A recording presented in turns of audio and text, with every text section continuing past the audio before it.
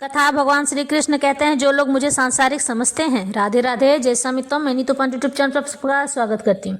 इस प्रसंग का वर्णन श्रीमद् भगवद गीता में मिलता है। परम गुप्त ज्ञान का यह श्लोक हमें बताता है कि ईश्वर को सांसारिक नहीं समझना चाहिए। भगवान श्री कृष्ण ही परम ईश्वर हैं। भगवान श्री कृष्ण स्वयं कहते हैं कि मैं ही परम ईश्वर पर ब्रह्म हूँ और मैं ही सबके कारणों का कारण हूँ।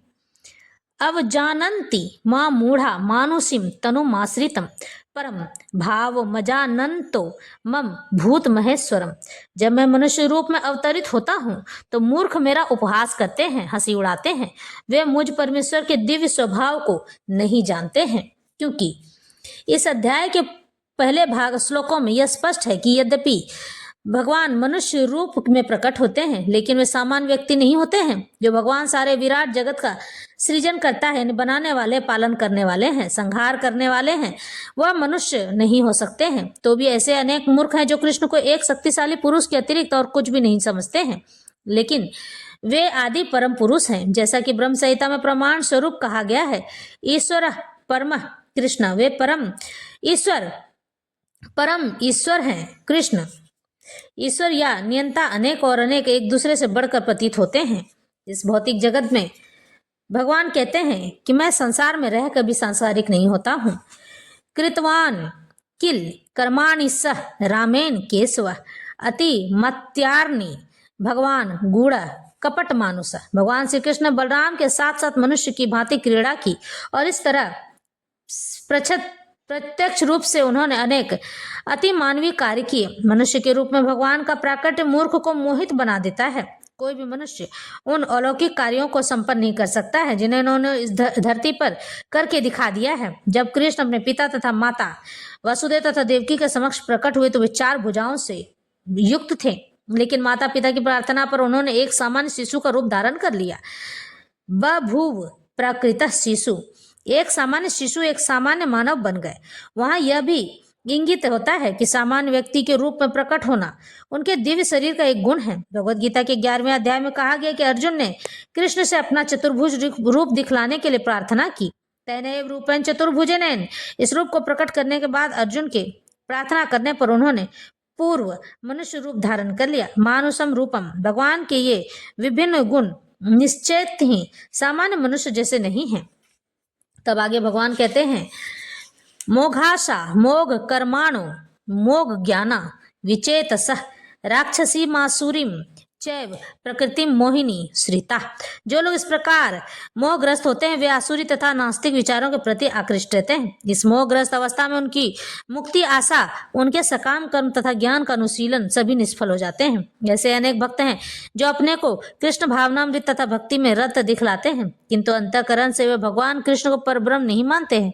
ऐसे लोगों को कभी भी भक्ति फल भगवत धाम गमन प्राप्त नहीं होता है। इसी प्रकार जो पुण्य कर्मों में लगे रहकर अंततोगत्वा इस भगवत बंधन से मुक्त होना चाहते हैं, वे भी सफल नहीं हो पाते हैं, क्योंकि वे कृष्ण का उपहास करते हैं, भगवान कृष्ण को ईश्वर नहीं मानते हैं और उन्हें केवल परम पुरुष के रूप में देखते हैं।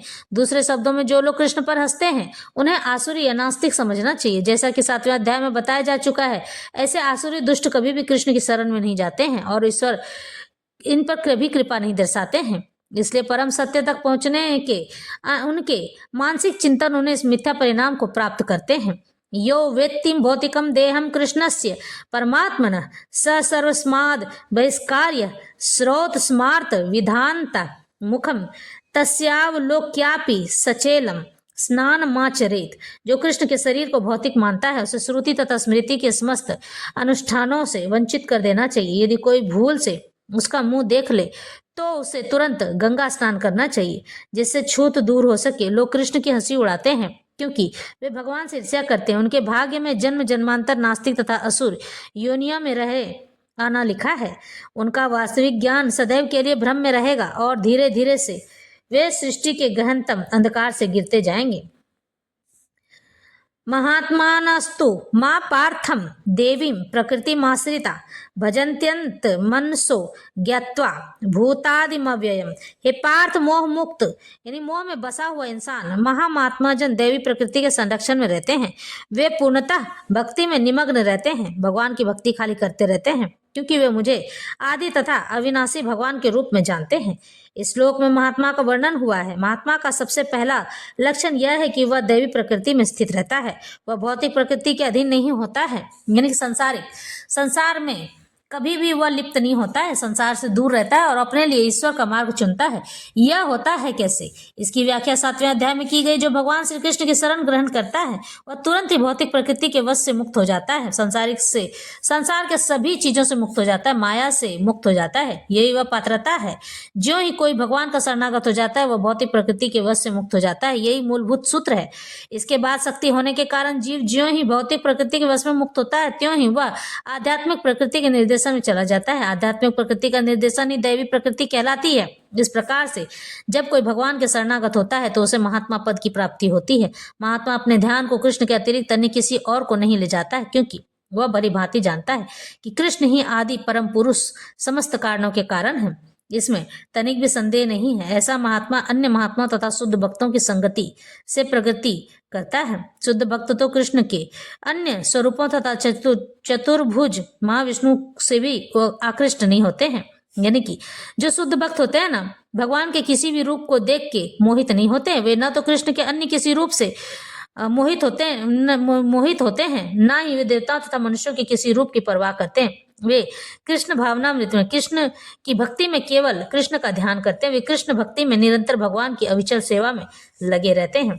सततम कीर्तयन्तो मां यतन्तश्च दृढ़व्रतः नमस्यन्तश्च मां भक्त्या नित्ययुक्त्या उपासते।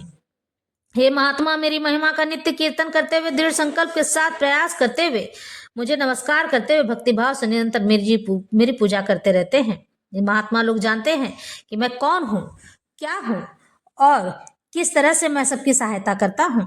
सामान्य पुरुष को सरोवर की मुहर लगाकर महात्मा नहीं बनाया जा सकता है।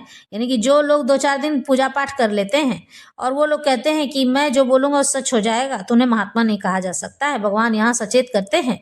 यहाँ पर उसके लक्षणों का वर्णन किया गया। महात्मा सदैव भगवान कृष्ण के गुणों का कीर्तन करता रहता है। उसके पास कोई दूसरा कार्य नहीं रहता है। वह सदैव कृष्ण के गुणगान में व्यस्त रहता है।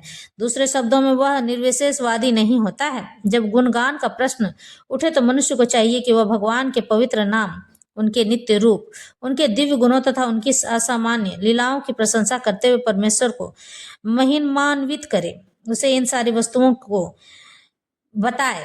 उस महात्मा भगवान के प्रति आसक्त रहता है। जो व्यक्ति परमेश्वर के निराकार रूप ब्रह्म ज्योति के प्रति आसक्त होता है उसे भगवद गीता में महात्मा नहीं कहा गया, उसे अगले श्लोक में अन्य प्रकार से वर्णित किया गया। महात्मा सदैव भक्ति के विविध कार्यों में यथा विष्णु के श्रवण कीर्तन में लगा रहता है। जैसा कि भगवद गीता में उल्लेख है, यही भक्ति श्रवणम कीर्तनम विष्णु तथा स्मरणम।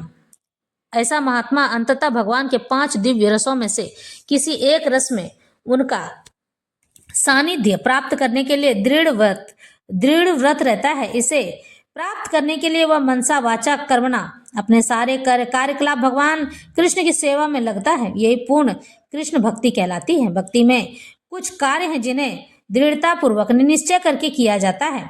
यथा प्रत्येक एकादशी को तथा भगवान के आविर्भाव दिवस का पर उपवास करना। ये सारे विधि विधान महान आचार्यों द्वारा उन लोगों के लिए बनाए गए हैं जो दिव्य लोक में भगवान का सानिध्य प्राप्त करने से इच्छुक हैं। महात्मा जन इन विधि विधानों को दृढ़ता से पालन करते हैं और हमें भी कहते हैं पालन करने की। जैसा कि इसी अध्याय में 2 श्लोक में कहा गया, यह भक्ति न केवल सरल है अपितु इसे सुखपूर्वक किया जा सकता है। इसके लिए कठिन तपस्या करने की आवश्यकता नहीं पड़ती है। मनुष्य सूक्ष्म गुरु के निर्देश